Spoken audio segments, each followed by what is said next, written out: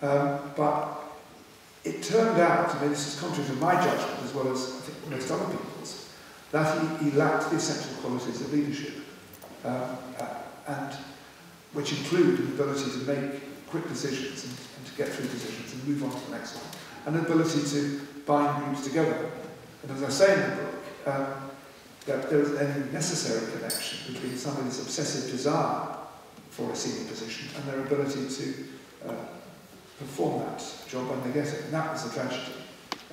As well as, I mean, we also had, as it were, not 9/11 to cope with, but we did have the financial meltdown. And Gordon made some good decisions on that, but it actually would have been better if he'd been Chancellor. Are those qualities that are for the modern age necessary? Do you think you might have been a better Prime Minister in that? No, I think they're necessary at all times. Yeah.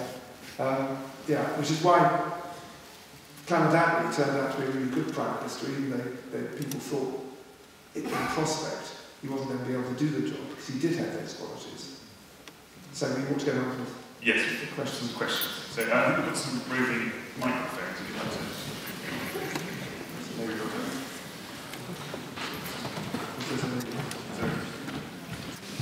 The gentleman here is the front. Thank you.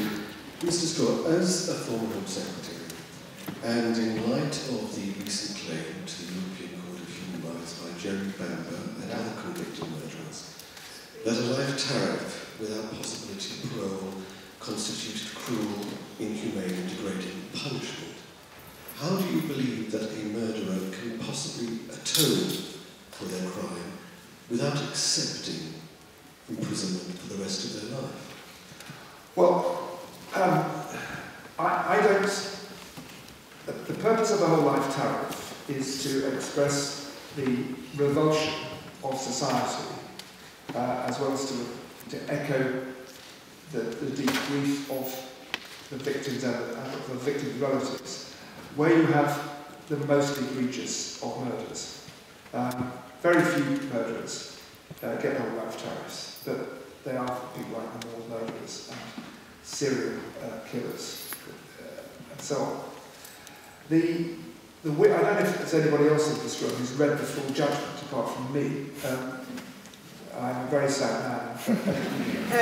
But in order to write my column for the Lancashire Telegraph, the world's most important newspaper, which it is, by the way, still published daily in Blackburn, Lancashire, I read the whole judgment. And the weird thing about this judgment, which was, in my view, very ill-advised, was that they talk about the fact that if prisoners don't have a chance of a review after X years, they have no chance of atonement.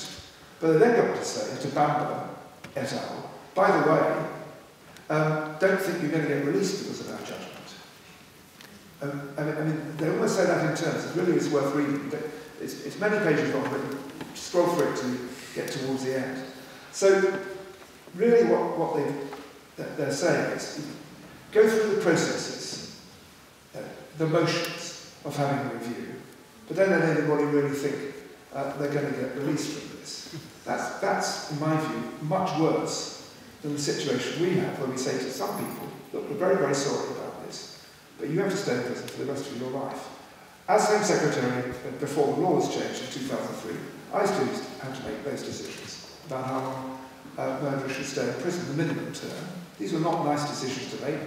I made them on the basis of advice from the Lord Chief Justice and the trial judge, who did it as carefully as possible.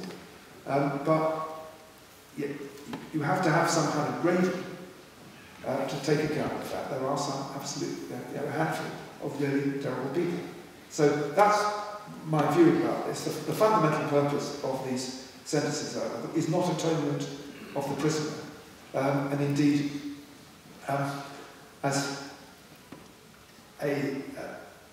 in fact, Richard Scott, who was a law lord who did the Scott Tribunal on arms through Iraq, is actually quoted in this judgment, said the atonement comes through serving in prison. You know, they can atone in prison for it, but they need to stay in prison. So anyway, I mean, that's my view. I think it's a foolish judgment. I'm very strongly committed to the European Convention, which has helped to civilise large parts of Europe, but I'm extremely worried about the future of that court because it's undermining the confidence of the publics across Europe.